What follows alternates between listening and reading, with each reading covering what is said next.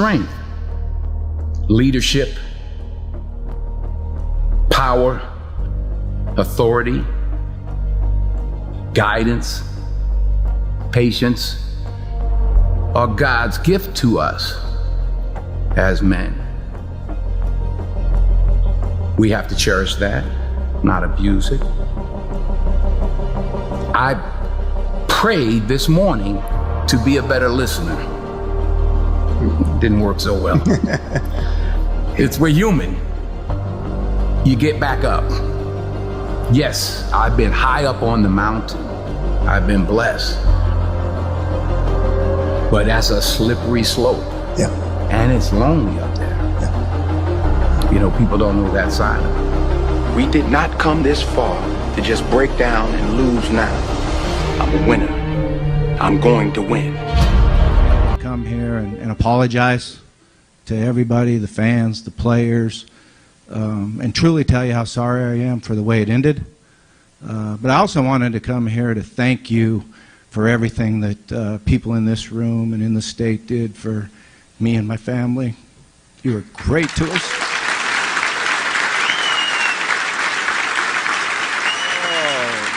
If that ain't an apology, I don't know what else is. Bobby Petrino making his way back to the Hill. What a special edition with some breaking news. 4th and 5. I'm DJ Williams. That's Josh Throne. And man, I know a lot of Razorback fans are sitting back waiting and just trying to figure out what's going to happen, what players are going to leave, what coach is going to stay. But then you get a guy like Bobby Petrino. When I say some of the best years of Arkansas football, and a guy responsible for it, making his way back, a different role. We'll say that. We'll kind of break down the ins and outs of what we think that's going to look like. But real quick, Josh, your thoughts when you first heard Bobby was making his way back to the Hill? Man, watching that video, I'm not gonna lie. I have all these memories of 2008, 2009, 2010 of just being like almost scared for him to even look at me. Like, man, I'm scared of this guy. You know, I'm just a walk-on. I don't want to make anybody mad.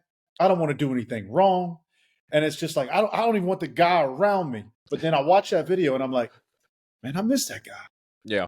I felt like I did. I felt like I believed the apology. I felt like he truly loved being at Arkansas. And I didn't get to see, you know, the emotional side of him, how he really felt about the game or about our team and how he felt about our state. That was one of the first times I think that like almost humanized him in a way for me. Yeah. And Josh, you said it perfectly. I would say something that Bobby, I say Bobby now. I feel like I need to go back to saying coach. That Be coach careful. used to do is we would always be in those hallways, like you would say. And the hallways, for some reason, were always the longest when Bobby Petrino was on the other side. And you had to have that, you had to have that long walk. And as soon as he got close to you, he would always say, "What do you know, Williams?" Right. And just stress, like, "Oh my goodness, hopefully I say the right thing. I don't know what I know. Maybe I don't know anything. I don't know, coach. Right. I'll see you at practice, and you just got to get up out of there." A lot of people just turn around and walk the opposite way. So when I say that, man, you talk about, you go from a Sam Pittman, players coach, no doubt. You see Sam Pittman on the end of that hallway to paint the picture. You're probably going to go run up. "What's up, coach? What's going on? You're just chilling. I'm good. Class is good. You know, relationship. What?" You just don't do that with Petrino. And so you have two coaches on your staff now, one head coach, one offensive coordinator with completely different dynamics of their approach to the game.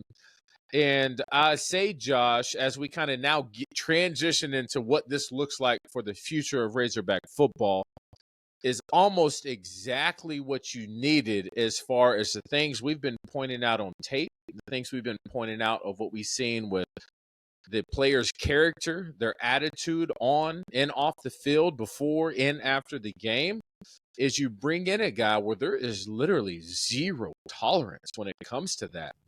And you're going to see it. There's going to be a lot of guys as soon as practice starts that want to leave. That happened when we first came there after Houston Nutt went out. And he kind of weeded out the people who are not able to take that old school hardcore mentality coaching and be able to become better for it. He just weeded it out. And you're going to see players now on that offensive side of the ball. I can't speak for, well, actually, you know what? Defense has done a great job this past year. Right. Now you're going to have an offense and defense full of guys who now have zero tolerance of things that are just unacceptable. And so, Josh, getting into this and Bobby being back, obviously the first thing now that comes to mind, as much as people want to talk about the offense, they want to talk about this. We watched that highlight video, Josh. Right. We're not going to sit here and act like there wasn't a lot of talent on that football field. Let's not get Tons it twisted.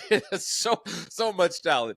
Joe Adams, Jarius Wright, Greg Childs, now Davis. I mean, Ryan Mallett, Tyler Wilson, some of the greatest Razorbacks of all time. And so there's a balance of, you had all that talent. How much of it was Bobby Petrino with the coaching and got them to their max capabilities, which I honestly believe all those guys I just named would be great anywhere they went. But since they were able to play under Bobby Petrino, I think they were better football players for it. And I can only say that, Josh, because I speak on myself. When Houston Nutt was there, a highly recruited athlete coming out of high school, felt good about, my position, a freshman. But when Bobby got there, I'm telling you what he did. He literally broke me down to the studs, and he completely did a renovation and remodeled and turned me into someone I didn't even know was there. And but it took people staying there. Back then, Josh, they didn't have transfer portal, No, you didn't. And so his style of coaching in today's game, how do you see him impacting Arkansas off the bat? You touched on a few different things there. Number one, personality-wise, he's a coach that doesn't put up with BS. We all know that. The whole state of Arkansas heard that. It's going to be interesting to see how he comes into the culture of the University of Arkansas today, the football team, as a offensive coordinator. So he's not a head coach now. He's coming in as an OC, and those coaching roles. Is he able to come in and lead in the exact same fashion that he led when he was a head coach? That's going to be interesting to see. Are the current guys who've been under the under this coaching staff thus far, are they going to adapt to that? Or I think you might see an exodus of some players. I honestly think that there's guys that have entered the transfer portal already that I think with this hire you might rethink it. If not anything other than his reputation here in Arkansas and kind of what you're hoping to get again. Practice-wise, I mean, he is a madman on the field. And I say madman in a great way because he's a genius. It's like I used to explain to him, I was like, have you ever seen like just a madman mixed with Mozart when it comes to football? That's how he is with offense. Like he only speaks football. And if you can't get on that level with him, he demands perfection. And he will go at your throat every single time, no matter if you're a John Mackey Award winner, a top quarterback in the SEC, assistant coach on his coaching staff. He demands excellence every single time. And I think that is going to be much needed. But in today's world, we've been talking about this episode after episode. Today's world, players are getting paid now. He had this issue when he was at the Atlanta Falcons. There was rumors. Go back, read the articles back when he was a head coach there.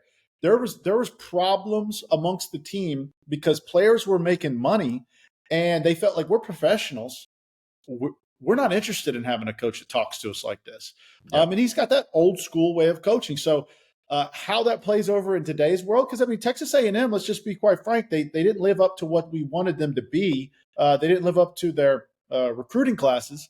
His offense wasn't what it was when he was at Arkansas, when he was down there at Texas A&M this last season. But did he really have full control? There's a lot of unknowns there. And I guess that leads me to say, is he going to have full control here? What do you think? Well, interesting dynamic, Josh. We just talked about the change of landscape of how the transfer portal, the NIL deals, dealing with people making money. Jimbo Fisher was a lot like Bobby in that aspect. He's just hard-nosed, old-school coach. Now you have a yin and yang balance game going on because you have that with Bobby Petrino, but you still have the head coach as Sam Pittman. And I just kind of see a perfect mixture of these two together on the same coaching staff at the same time of being able to balance that out. And it's funny you said that as like, the transfer portal. We thought we were going to come on here. We are going to talk about Chris Pupal, one of the best players on our defensive side of the ball, decided to enter the transfer portal. We're going to talk about the new NIL edge deal and all that. But then this happened. It's like, okay, this is for sure what we're talking about. But I've been talking to Chris Pupal and kind of about the experience and journey. And I'm trying to see if he can come on 4th and 5 and talk about it. And the thing I just sent him was just like, best of luck to you. No matter what you do what's best for you and your family. I'll always support players doing what they think is best. But then I said, but not so fast, my friend, because this Bobby Petrino news changes a lot. Because I think the thing with Bobby is when I look at the tape, and I said this before we started, what we saw, all those highlights, man, he had talent from top to bottom. Running back, offensive line, receivers, an unreal amount of talent. Quarterback. It was all over the place. A lot of in-state kids. And so, obviously, he's looking at the roster right now, and he's like, oh. Bobby's watching tape. He's like, oh, we got a lot of work to do. That being said, when he was at Missouri State and came to Fayetteville, we saw how impressive he is at doing more with less. And so you're definitely going to see an uptick. He's going to know where his weaknesses are in the offense, and he's going to make them better. That's just what he does. And the reason I say that is his level of preparation is unlike anything I've seen before. Right before we played Ole Miss, and there was this one play to start off the game. And all week, he was just yelling at the scout team, stand right here. And I was just like, in my mind, I'm thinking like, okay, you're telling the defensive scout team exactly where to stand, exactly what to do, and I'm going to run this crossing route. And you're saying as long as I jab step that one guy who's going to be 5 yards from the center, specifically in the middle of the field, as long as I jab him and then run forward, I'm going to be wide open, and it's going to be a big gain down the sideline. And in my mind, I'm thinking, how the hell do you know that? What happens if he stands here? What happens if they're in a different front? What happens if they do this? And I'll be damned, Josh. We run the play, and it is exactly what he said was going to happen. I remember running the ball like, how the hell did you know that? And I'm just running. The same thing goes Ole Miss a year later. We're playing him again, and he says, okay, when they line up like this, I said, we're going to line up in this formation. If we do this, most likely they're going to line up in this formation. If that happens, DJ, if this guy, number whatever, if he lines up in front of you, look at Ryan and tap your head. When you tap your head, you're going to block, and then you're going to run. He's going to leave you wide open. I was like, yeah, right. And it happened. It's unreal, his knowledge when it comes to that offensive side of the ball. And so he's going to be able to immediately make an impact. And I think Sam Pittman still being your head coach is almost the best thing right now for a tyrant mentality like Bobby Petrino to come in here and not run these players off. Now, Josh, that being said, who is going to be that talent? Who is going to be your quarterback? Well, KJ Jefferson has one more year. You look at a Ryan Mallett, you look at a Tyler Wilson, obviously not a KJ Jefferson, but then you go to him at Louisville, you look at a Lamar Jackson. Him at Louisville. And you're like, maybe? What do you do? That's right. That's the first thing that I thought about when I heard that it was serious about him coming here. I started to think, well, how is he going to coach this current roster? And a lot of people think, oh, Bobby Petrino, more of a pro-style offense. He's got NFL-style quarterbacks. But people forget, or I'm not sure if they forget, but Arkansas people, I think, tend to always think about his Arkansas days. When he was at Louisville, what he did with Lamar Jackson was absolutely incredible. I remember Paul Petrino, his brother, talking about Bobby's adjustments on offense when you have a phenom quarterback like that. You have to learn to adjust your offense to the skill set of your players. And I think that's what makes Bobby such a great offensive coordinator is he's not stuck in any one way of thinking like I think some of the offensive coordinators have been in recent past here at the University of Arkansas. It's funny. I have a quote from Paul Petrino. He said this about his brother and their offensive philosophies. He said, you have to find the best way to get the best player the ball, period. And that's offense. Now, he had an issue like we have already talked about. At the University of Arkansas, there was so much talent walking around there. That 2008 class of receivers was impeccable. Ryan Mallett transferring in from Michigan, impeccable. I've been on record saying, hey, I'm not sure that Bobby Petrino could have kept up that amount of wins that next season. True. And I'm not knocking the guys that were on the field.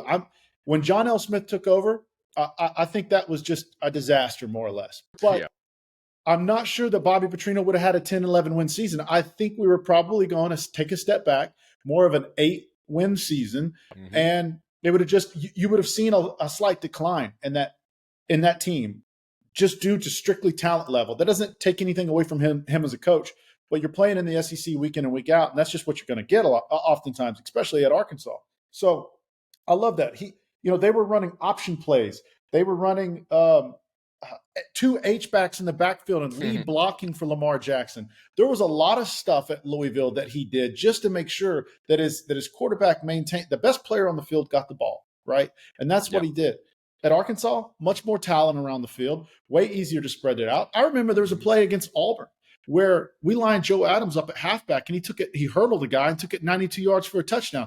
I'm not sure I saw him get another touch that game because we had so much other talent around him that he didn't need to. And that's rare to have on a team. It's very, very rare to have. So is he going to look at KJ? Is KJ going to look at what he did at Louisville with Lamar Jackson? Probably so. He's going to consider it. I think Jacoby Criswell won't be too upset that Bobby Petrino's coming here as well. But I think Bobby's going to look at our roster and go, I need to get on the phone with some of these guys. But I also think, and I'm going all over the place here, but I also think he's going to go to Fayetteville High School and have a talk with Drake Lindsey, the high school quarterback at Fayetteville High School, under former player of Bobby Petrino's, head coach Casey Dick. And he's going to go try to land him because I think he's the closest thing to Ryan Mallett that we've seen in and around Arkansas in high school in recent past. So I'm all around excited for Bobby Petrino to be back here. It's such an interesting storyline, the entire thing.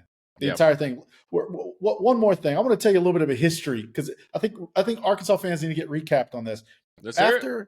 After Bobby departed in the 2012 season that he left, he went to in 2013 he went to Western Kentucky. After that, 2014 to 2018 at Louisville. Everybody knows those Lamar Jackson years that he had there. 2020 to 2022, he went to Missouri State. And then in 2023, he briefly pit stopped at UNLV before he accepted that job with Jimbo Fisher down at Texas A&M. Again, not the offensive year we would want from a Bobby Petrino at Texas A&M, but still, he's Bobby Petrino. We know what he's capable of, and all of a sudden, the entire narrative of Arkansas football has changed in one day, in literally one day. One day indeed. And Josh, you talked about the recruiting, and I agree with you. I do feel like there was going to be a downward trend. I would say because I wouldn't pin Bobby as the best recruiter. And I think he was working with a lot of talent from Houston. That we've said that week 1, week 2 doing this podcast, and I still believe that. The game changer, however, is NIL. It changes everything. He doesn't have to worry about that as much. And now bringing a guy like Bobby, Honey Yurchek's going to be like, what do you need? And now the NIL, and a lot of donors are like, I want to change this whole program around. You can do it with a guy like Bobby P because he will get the most out of those players. So as far as recruiting and stuff, that completely changes things. Now, the big thing, Josh, and I think this is what a lot of people are curious about, is how did this even come to be in the first place? I believe, and a lot of people say, who made this hire? We're going to leave this up for speculation. We've heard rumors from both sides. One side saying, a conversation that Bobby and Sam Pittman had after that Missouri State game when they embraced each other. There's footage of it, of just a mutual respect that Pittman would love a guy like this. Other sides of saying that Pittman didn't have a say in this at all. And Hunter Yurachek is just like, we need this guy here. He's going to change the morale of this football program and kind of bide more time. All of that being said, Josh, Sam Pittman coming back, and we love Sam, no doubt about it. Coming back for, we're not sure how long. Is this just going to be a 1-year thing where we're going to see how it goes? My thing is, when Bobby comes back, his first day at work, you don't think that he's going to walk through those walls and he's going to see all this amazing stuff that was being built before he left. And he's not going to think, I built this. Mm-hmm. This was my house. Mm-hmm. Sam, I'm your offensive coordinator, but don't slip up. Do you think this may be a potential play of a future head coach of the University of Arkansas being named Bobby Petrino? I love Sam Pittman. I think he's a great guy. Okay. Mm-hmm. I think he's a great man. I would love for him to have nothing but success here at Arkansas. I love him as our head coach. I just want to see some wins behind his name, right? Mm-hmm. The hire for Bobby Petrino is such an interesting one for me to believe that he solely made. What head coach goes and gets in the midst of your downward slope? What head coach goes and gets the most glorified head coach in recent past that was previously at the university that you're now at? Because I look at it like this. If you let him in the house and the power shift starts to move a little bit, he's definitely loved here by a lot of people because we won. And people want to win here at the University of Arkansas. Now, Bobby's still going to have to do that. He's going to have to bring out an offense next year that is a year 5 offense, right? People are going to expect us to be good. And he will. He will. I believe that. Right. He will. Mm-hmm.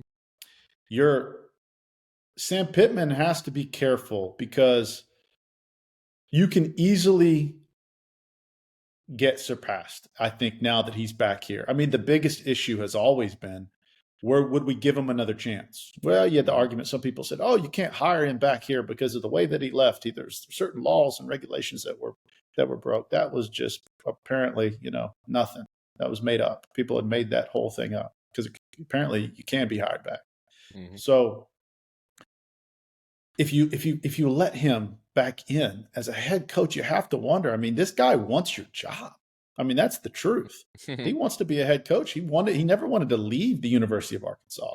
If you don't think that Bobby Petrino wants to be the head coach here, you're crazy. And so that's what makes me believe, why would Sam Pittman hire him? I mean, the only other option to this is that we attempted to get other guys and we ran out of options. And I've been saying that from the very beginning. When you go to fire a coach, you better make sure you have something else lined up. And that was my advice to the people that were saying fire Sam Pittman. You better make sure you have something else lined up. Mm-hmm. If they would have fired Sam Pittman, do I think that they would have given Bobby Petrino a head coaching job? I think that he would have been an option, because I think they would have ended up in the same situation they ended up now when looking for an offensive coordinator. I think they did their due diligence. Bobby Petrino has always been a guy that we know can coach football, but he had this little asterisk on his resume, what happened previously at Arkansas. And I think that that's always held him back from getting another job. I mean, what else would be the reason? Getting another job here. What else would be the reason? He got back in the SEC this year. So they said, okay, SEC jobs, he's back in the SEC. Other teams are hiring him. I mean, that looks good. When your girlfriend starts dating, some other guys around, you're like, oh man, maybe she's not all bad. She's having some success over here. She's got a job, right? He got a job over there at Texas A&M. Well, now you let him back in the house. We're just going to kind of wade him into the water.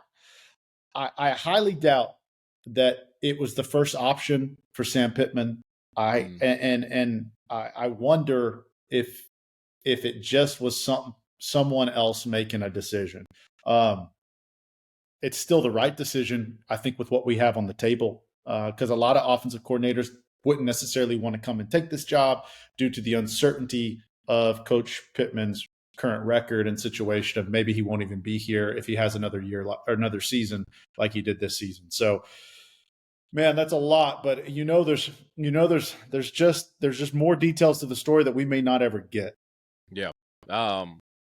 It's going to be interesting. We're going to continue to follow some updates. We're going to have more episodes. Like I said, we still got to talk about guys leaving, maybe guys coming, transfer portal, NIL, a whole bunch of changes. But obviously, this is what people wanted to hear about. We got you covered. I personally believe, Josh, I hope that this works out the way that is. Bobby is one of the greatest offensive minds of all time when it comes to college football. Just let him do that. Sam Pittman, players coach, let him do that. We got a great defensive coordinator now. It seems like we're starting to get these pieces in place to build something that's going to last. And so I think it's going to be a good situation, and I hope Sam Pittman stays the head coach. DJ, is the program rejuvenated? 1,000%. Obviously, we have to talk about who we're going to keep and offensive line. There's so much.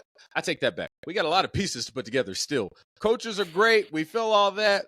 It's all about the players, and don't get me started on the offensive line. A lot to get to. Very curious about what's going to develop. But like you said, we're going to see maybe who Bobby brings with him.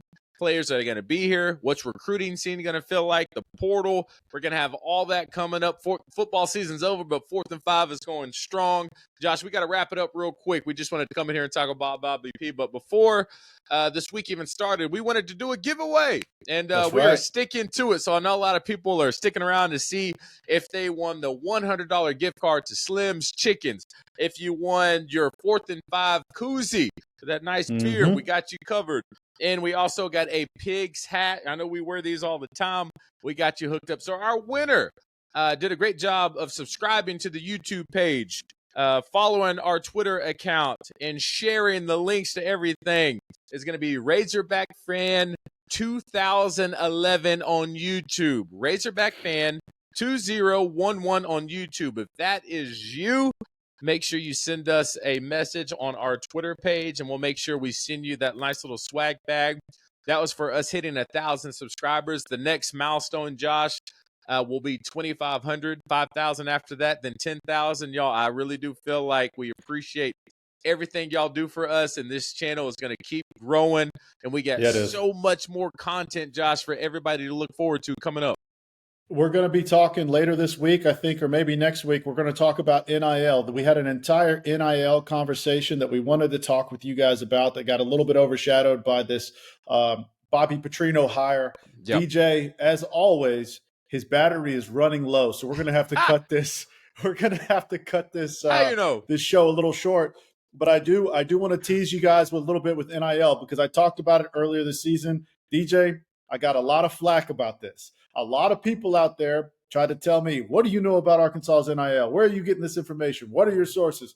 Why would I tell you who's telling me things? Why would I give you that information so then I can not know future information? It doesn't make any sense. But I told you guys. I told you we were struggling in the NIL department.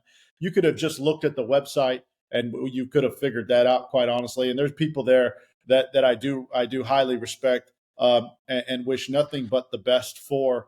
As always. But when you looked around the SEC, NIL was something that Arkansas was clearly struggling with.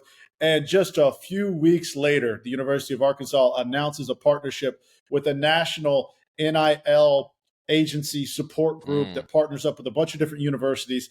And so right now, if you guys want to go check it out, ArkansasEdgeNIL.com. It's actually ran by a bigger conglomerate called Blueprint Sports.